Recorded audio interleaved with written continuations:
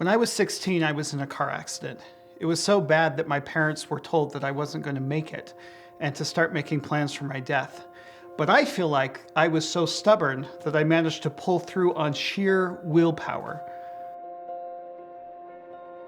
That experience is really a core memory for me, a formative experience that shaped who I am.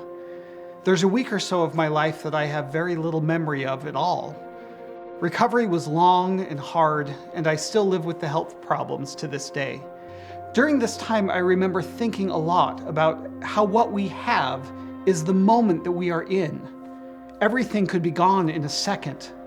What is left of us is the legacy that we leave behind. If you're lucky, you can build a legacy from the things in life that you are passionate about. For me, the two most important parts of my legacy are my family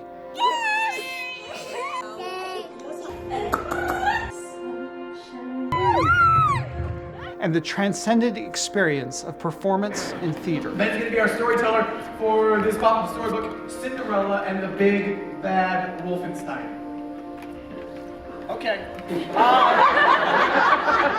I've always been drawn to performing. I can't remember a time when I didn't want to be an actor. I was probably around 8 years old when I did my first show, and I kept performing throughout junior high, high school, and into college, where I got a degree in theater education.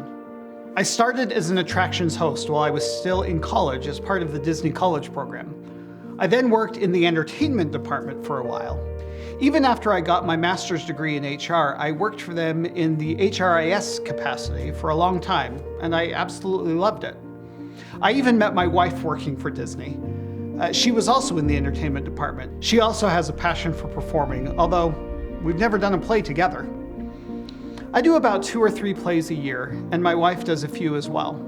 It's a system that really works well for us and fulfills that need we have to be on stage and perform. Acting is my passion. I love performing. I love being in front of people.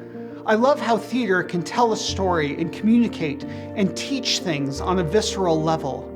You can go watch a play and learn something that is unique to you, unique to that moment in time. Something only you understand. And sometimes you just need a laugh or a distraction. Theater can do that too. Being able to be a part of that is what gets me up in the morning. I think you could say that the other great passion in my life is my family. The overlap of these two things comes from my dad. When I was little, and even before I was born, he was a performer. He sang in the Mormon Youth Chorus and performed with the Utah Opera Company. It would be you, since I heard your lilting laughter. It's your eyes. When I was young, he contracted HIV and got sick. I spent most of my teen years taking care of him before he passed away. It was a complicated time for a lot of reasons. Because of this experience, I feel compelled to make sure my boys have the type of relationship with their father that I never had. We have 3 boys, and they are the most amazing kids I know. When our second son was about 2, we started to notice some developmental delays, and our pediatrician recommended that we have him tested for autism. After a lot of testing, it was determined that he was indeed autistic, as well as being diagnosed with unspecified severe intellectual disability. At the time, we didn't know exactly what that meant or what kind of limitations he might have, but in that moment, we knew that our life together was about to change. Being a parent of a child with special needs pulls at every part of your life and who you are. The physical and emotional strain is often overwhelming. It is one of those things that can destroy families or make them stronger. As we left the office that day, I remember a specific moment in which I made a decision.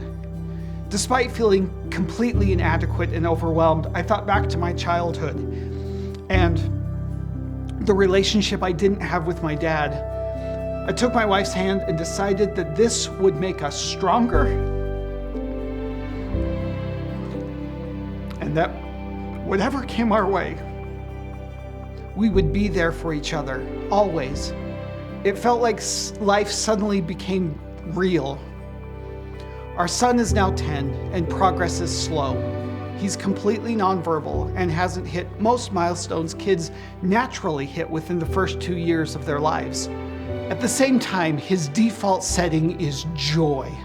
His laugh is infectious, his smile glows, and his presence inspires. As exhausting as it is, I am so lucky to be his dad. He has the best brothers I can imagine. They love him, support him, take care of him, and look out for him in a way that most brothers don't. They are his guardian angels. I don't take one moment for granted. It could all be gone tomorrow. But following my passions, I've hopefully added a little good to the world. I've hopefully made people laugh and think and help them take care of each other. If that's my legacy, I feel pretty good about it.